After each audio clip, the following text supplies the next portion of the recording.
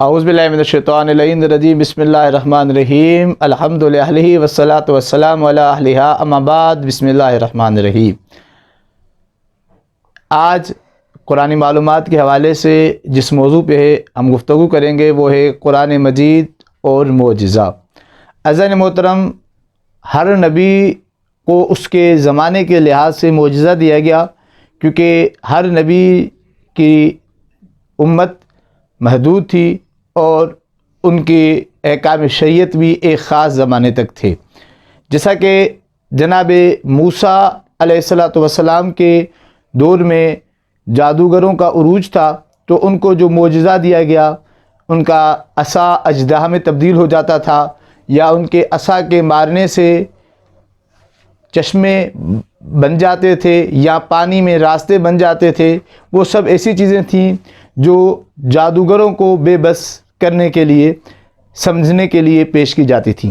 حتیٰ کہ آپ کو معلوم ہے کہ جب جناب موسیٰ علیہ السلام کو فرعون کے دربار میں لایا گیا اور جادوگروں نے اپنے رسیوں کو سانپوں میں تبدیل کر دیا، اور جناب موسیٰ کے اژدہا نے جب ان کو نگل لیا، اور جب انہوں نے اپنے جادو کو جناب موسیٰ کے معجزے کے سامنے عاجز دیکھا، تو انہوں نے جناب موسیٰ کی نبوت کا اقرار کر لیا۔ اسی طریقے سے جناب عیسیٰ کو ان کے زمانے کے لحاظ سے جو معجزے دیے گئے، ان میں سے ایک یہ تھا کہ ان کے ہاتھ پھیرنے سے مریض صحتیاب ہو جاتے تھے، اور بعض مردوں کو بھی زندہ کیا گیا معجزے جناب عیسیٰ سے۔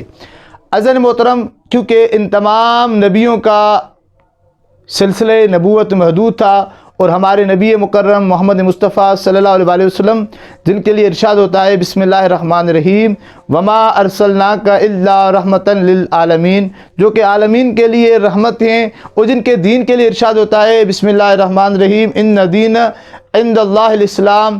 اللہ تعالیٰ نے کہا کہ حبیب، میں نے تمہارے دین اسلام کو پسند کر دیا، اور قیامت تک ان کے بعد کوئی نبی آنے والا نہیں ہے۔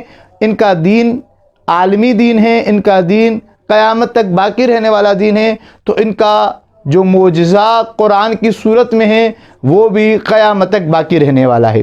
عزیزان محترم، قرآن یقیناً معجزہ تھا، ہے اور رہے گا، لیکن اس سے پہلے ہم آپ کے سامنے یہ پیش کرنے کی کوشش کریں گے کہ معجزہ کسے کہا جاتا ہے۔ ہم جیسے آج کل دیکھتے ہیں بات بات پر کہ فلاں جگہ پر معجزہ ہو گیا، فلاں نے معجزہ کر دیا، فلاں کے ساتھ معجزہ ہو گیا۔ آئیں دیکھتے ہیں کہ شرعی لحاظ سے معجزے کی کیا تعریف ہے۔ سید خوئی رحمۃ اللہ علیہ معجزے کے لیے چند چیزوں کو ذکر کرتے ہیں۔ فرماتے ہیں کہ معجزے کے لیے سب سے پہلی چیز یہ ہے، جو شخص معجزے کو ظاہر کرے اس کے ساتھ کوئی دعوی الہی ہو، یعنی کسی بھی الہی دعویٰ کرنے والا شخص ہو، اور پھر وہ معجزے کی دعویٰ کرے۔ دوسری چیز، جس چیز کو وہ ظاہر کرے وہ خارق العادہ ہو، یعنی عام آدمی اسے نہ کر سکتا ہو اور دیگر لوگ اس کو ختم کرنے سے بے بس ہوں، اسے معجزہ کہا جاتا ہے۔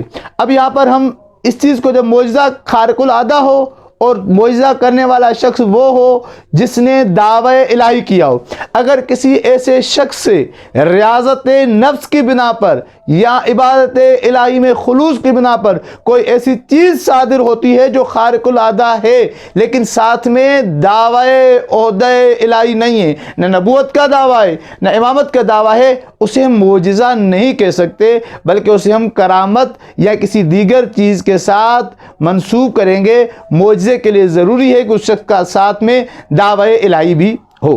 اب عزیزان محترم، یہ تو معجزے اور کرامت میں مختصر فرق ہم نے آپ کی خدمت اقدس میں پیش کیا۔ اب معجزے اور جادو میں کیا فرق ہے؟ عزیزان محترم، جادو وہ چیز ہوتی ہے جو فقط اور فقط آنکھوں کا دھوکہ ہوتا ہے، کسی کے خیالات کے اوپر قابو پانا ہوتا ہے، اور معجزہ حقیقت کی بنا پر ہوتا ہے، فقط خیالات کی بنا پر نہیں ہوتا۔ قرآن کریم زندہ معجزہ ہے۔ اس کی دلیل یہ ہے کہ قرآن مجید جب نازل ہوا تو قرآن مجید نے اپنے چیلنج کو پے در پہ پیش کیا۔ سب سے پہلے کہا کہ اگر تمہیں قرآن کے بارے میں ذرا سا بھی شک ہے تو اس جیسی کوئی اور کتاب لے کے آؤ۔ جب لوگ اس جیسی کتاب لانے سے عاجز ہو گئے، پھر کہا کہ تم اگر پوری کتاب نہیں لا سکتے تو تم اس جیسے 10 سورہ لے کے آؤ۔ پھر جب لوگ 10 سورہ بھی نہیں لا سکے تو سورہ بقرہ میں ارشاد ہوا کہ تم 10 سورہ نہیں لا سکتے، اس جیسا کوئی ایک سورہ لے کے آؤ۔ حالانکہ آپ کو معلوم ہے کہ قرآن مجید میں 114 سورے ہیں، تم 114 سورے نہیں لا سکتے، تو اس جیسا کوئی ایک سورہ لا کے دکھاؤ۔ جے کے زمانے نے دیکھا کہ وہ عرب جن کی فصاحت و بلاغت مشہور تھی، وہ سب لوگ اس کا جواب دینے سے عاجز آ گئے۔ اور اگر کسی شخص کے ذہن میں یہ سوال آئے کہ یہ قرآن معجزہ فقط عربوں کے لیے تھا، آج تک نہیں ہے، اس کا بھی قرآن نے چیلنج کیا۔ قرآن نے کہا کہ اے انسانوں اور جنوں، اگر تم مل کر ایک دوسرے کی مدد کے ساتھ بھی اس کا جواب لانا چاہو تو تم اس کا جواب نہیں لا سکتے، کیونکہ تم جو بھی کلام کرو گے وہ کلام مخلوق ہوگا، اور قرآن مجید کا کلام کلام خالق ہے۔ عزیزان محترم، قرآن معجزہ خالدہ ہے، قرآن معجزہ ابدی ہے۔ اللہ تعالی ہمیں تعلیمات قرآن اور اہل بیت پر عمل کر کے اپنی زندگی